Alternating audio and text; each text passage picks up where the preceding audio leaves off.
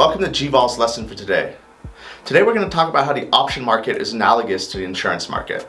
We're going to make comparisons between the two to help you understand how the options markets work. Let's start by comparing to fire insurance. Let's say you own a home that's worth $400,000. Every year you spend $600 in premium to purchase a fire insurance policy.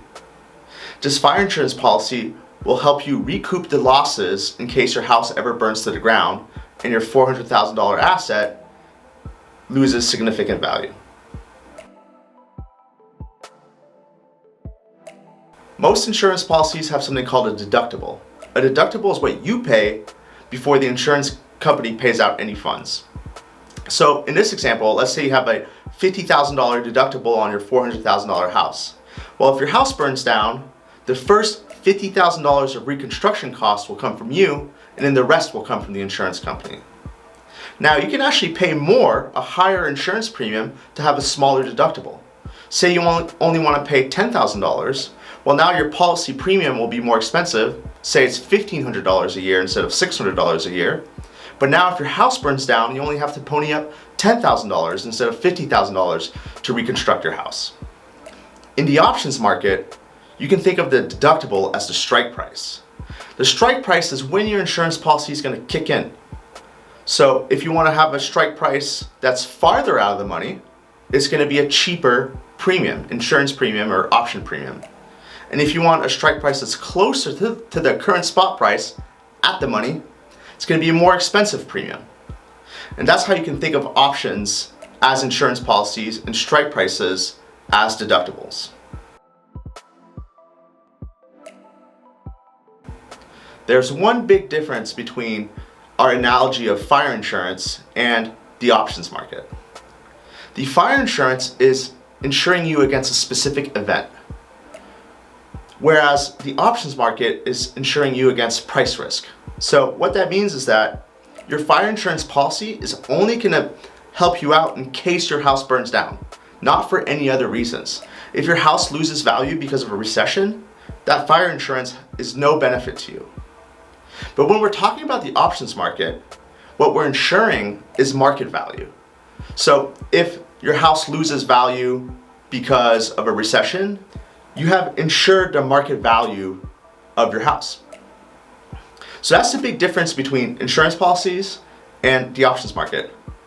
Options market insure price risk. Insurance policies insure event risk.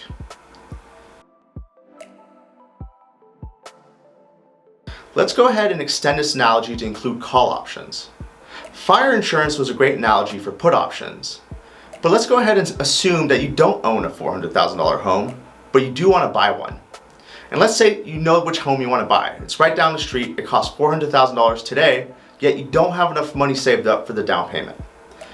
Let's say in 2 years you think you will have enough money saved up for the down payment. Well, in this case, you could buy a 2-year call option at $400 strike price, which would enable you or insure you the right to always buy this house at $400,000 2 years from now. This enables you to save up for the down payment and at the same time have peace of mind that you'll be able to purchase the home at $400,000 no matter how high it's gone up over the next 2 years. Let's go ahead and extend this analogy a little bit more. Let's say that this call option on this home for 2 years costs you $5,000 today. Today you pay $5,000 to have the right to always purchase this home at $400,000 for the next 2 years. But what's great is you don't have the obligation. And what that means is that let's say 2 years from now when you have saved up your down payment, the home is only worth $350,000. Well, in this case, you could still buy the home, but you can buy it at $350,000. You don't have to buy it at $400,000. You see, the $400,000 insurance only allows you to buy at $400,000 if you want. You don't have to buy at $400,000. If the home is cheaper, if the market value is cheaper than $400,000, you can buy at the market value. That's what's great about the option. It gives you the right, but not the obligation.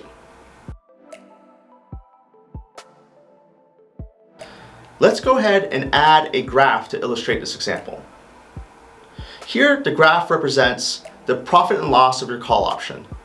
The x-axis represents the value of the home, and the y-axis represents the profit and loss of the option position. You'll notice that at $400,000, the slope starts going up. This represents the strike price of your call option. So your max loss of the call option is the premium that you paid, $5,000. Any home value below $400,000 will be the max loss of $5,000. Anything between $400,000 and $405,000 will be a partial loss. And your break-even price on the home is $405,000 because your strike price is $400,000 and the premium that you paid is $5,000. If the value of the house continues to go up all the way up to say $425,000, well, now your option will have gained you a profit of $20,000. This is the profit and loss graph of the call option at expiration.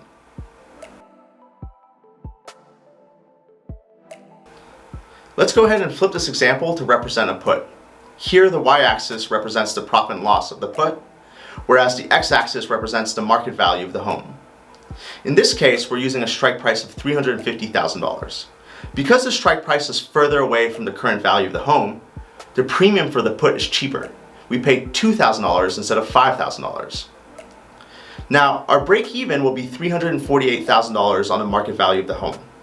That's because it's $2,000 below the $350 strike price, which refunds us our $2,000 purchase price on the put. If the market value of the home drops all the way to $325,000, our put will have gained $23,000. If the market value has anything above $350,000, we will have the max loss on the put, which is $2,000. Again, this chart represents the profit and loss at expiration of the put option. I hope this example was useful to you, and remember, find edge, capture alpha, and slang size.